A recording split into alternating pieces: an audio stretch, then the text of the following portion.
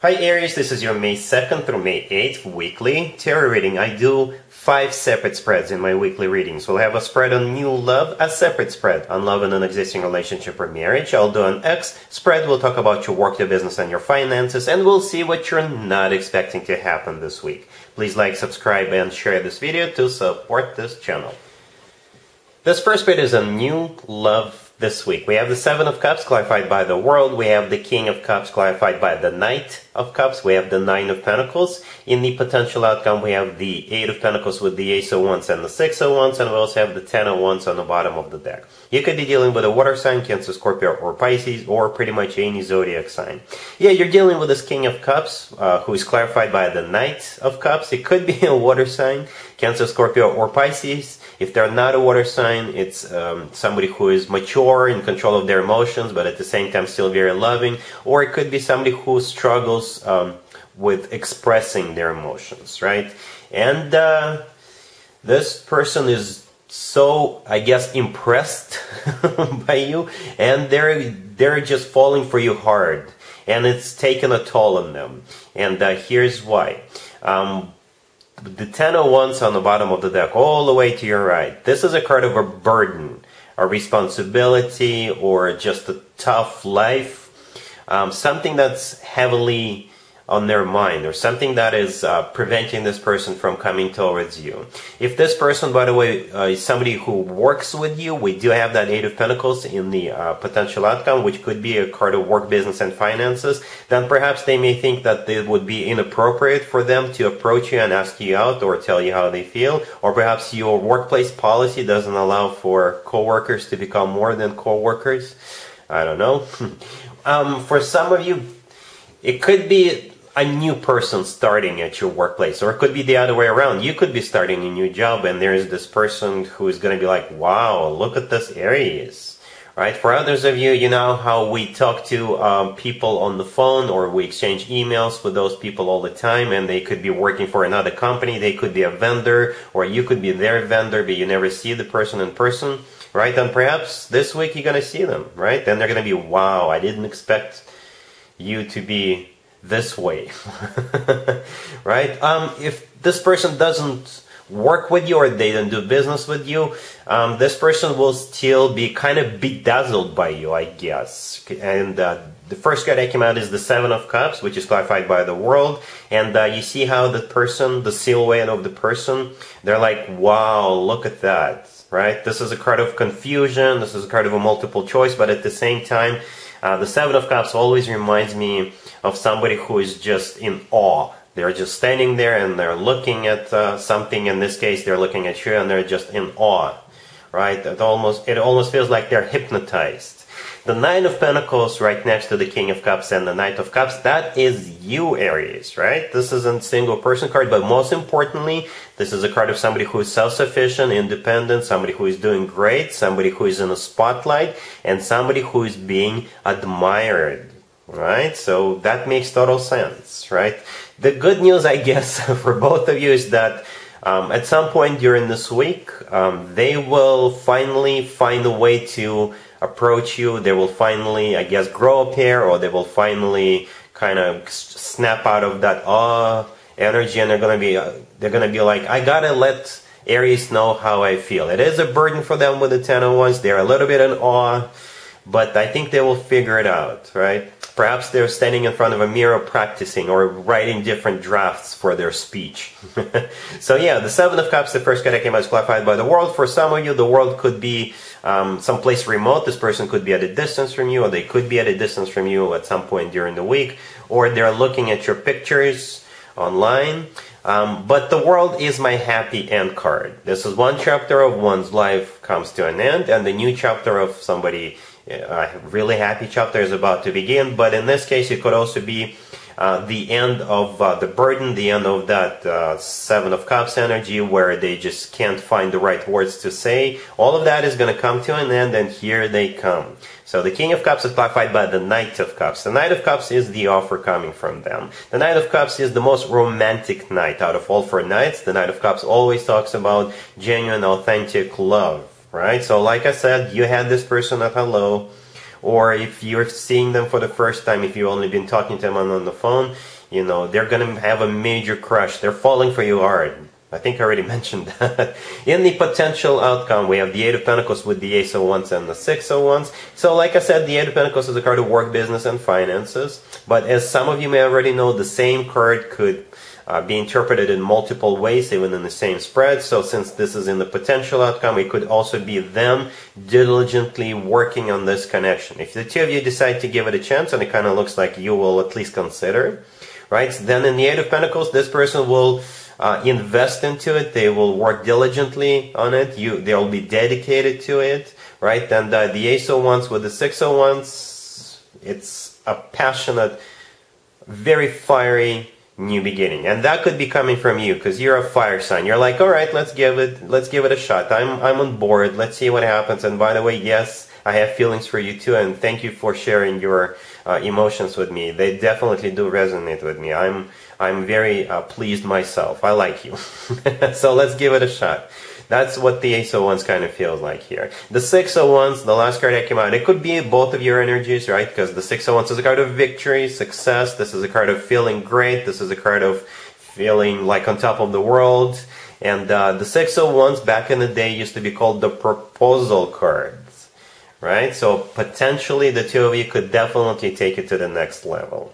All right, so yeah, I like this. I like this a lot. This person could be shy. This person, you know, they're just in awe in the beginning, but you're gonna be hearing from them. You're gonna be hearing from them very soon, and it's just gonna be a lot of really nice, warm, heartfelt words. This person is in love with you. All right, really happy for you, Aries. Congratulations.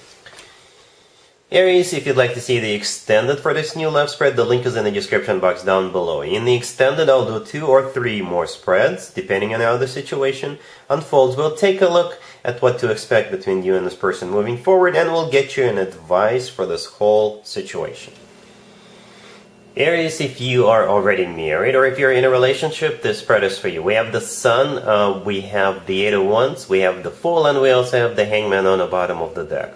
I like it. It's like you're getting inspired, or you're having an aha moment, and you're like, oh yes, let's try this, or aha, I always wanted to go to this place, so this is a perfect opportunity to go there. You know, it's just an example, right? But you're definitely either going someplace or you're starting something new and you're getting all excited about it.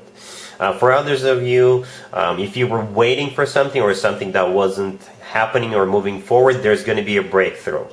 Right, the Hangman on the bottom of the deck all the way to your right, that card could be interpreted in a few different ways. One of them is an aha moment, an epiphany, because there's an orb around that person's head, right? This is that light bulb moment. Or the Hangman is a situation that is stuck, that is not moving anywhere, that is not progressing. This is also a card of sacrifice. So perhaps you weren't allowing yourself to do something, you were sacrificing yourself. But yeah, this week it's going to turn around for you. The Sun, the first card that came out, is the happiest card in the deck, plain and simple. You're definitely going to be happy about either that epiphany, or about the fact that something is finally starting to move forward, or about the fact that you no longer have to sacrifice yourself for something, right? The Eight of Wands in the middle, it could be a card of travel or a card of information, an email or a text message or a phone call that comes your way.